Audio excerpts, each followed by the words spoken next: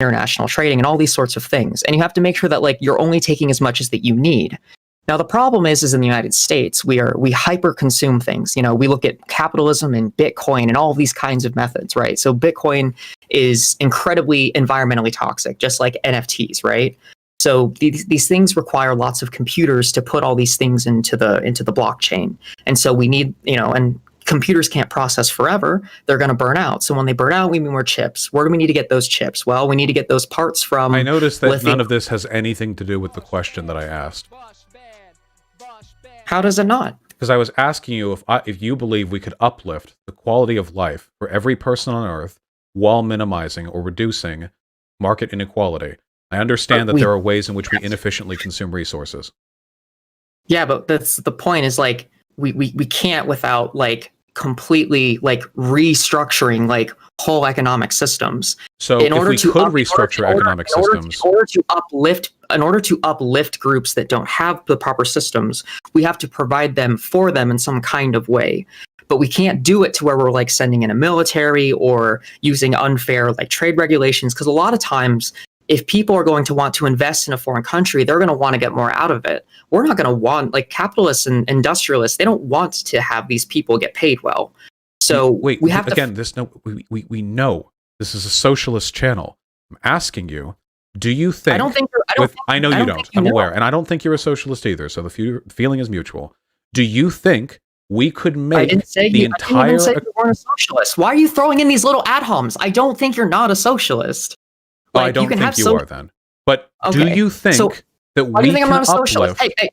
Hey, if you're gonna look, if you're just gonna give me ad homs, believe we can do this? No, Vaush. If you're going to give me ad homs, look, let's have a conversation where you stop doing ad homs, where you stop just throwing in these little snipes because you look and you sound like a child.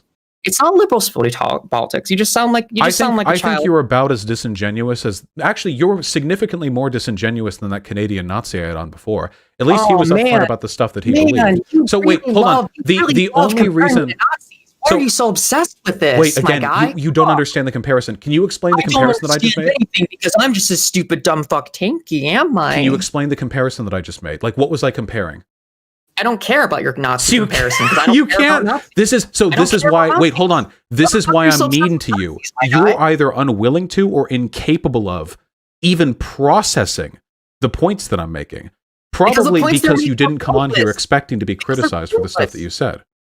Because I figured you were going to talk about Twitter, so I mean, it's whatever. I actually very much expected that, by the way. You've obfuscated every stage of this conversation, and you're still doing it because I'm asking you, do you think it's possible to exceed the current standard of living, the material production, the productivity of every country on Earth, to elevate it and to equal it?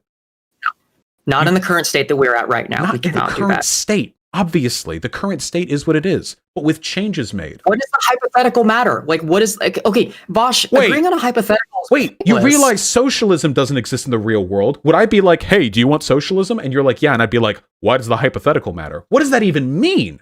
Do you think there are changes that we can make to our system? Obviously. That's such an obvious fucking yes. That's great. Then we agree. It's child shit. It's like child shit. It's child shit to believe that there are advances we can make technologically and socially to uplift everyone on Earth while mending economic inequality.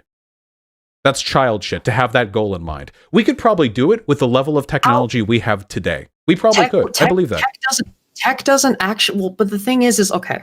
I don't disagree with you that we can't do it with the tech level that we have. The problem is the current level of tech distribution in the world is incredibly uneven. That's a social problem. Why do you keep answering my questions in ways that ignore the premises of my question? Yes, with changes made.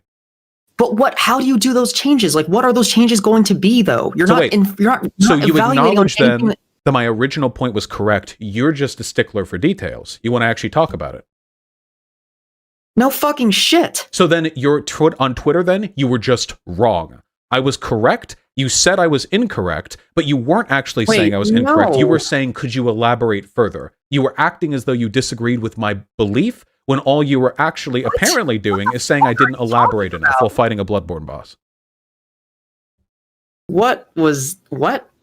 Okay, wait, I'll say it again, but slower. So you agree with my belief that it is possible to uplift everyone and bring about equality, But on Twitter, you didn't. I laid that point out clearly, and you kept disagreeing with it by implying I was like pro-IMF, even though I very clearly indicated otherwise. So everything on Twitter, we can just wipe away. I can see why you didn't want to talk about that. Now, if we're to talk now about, yes, it is possible to uplift everyone, and yes, we can address equality, how do we do it? Then I think that's a wonderful conversation. But that's not the conversation you wasted my time with last night. It's a different conversation. I think overwhelmingly that we can influence overall growth within the world geopolitically if we make the quantitative steps to reduce our overall impact that we are putting on in terms of exploitative terms on the global south, which I think most people agree with.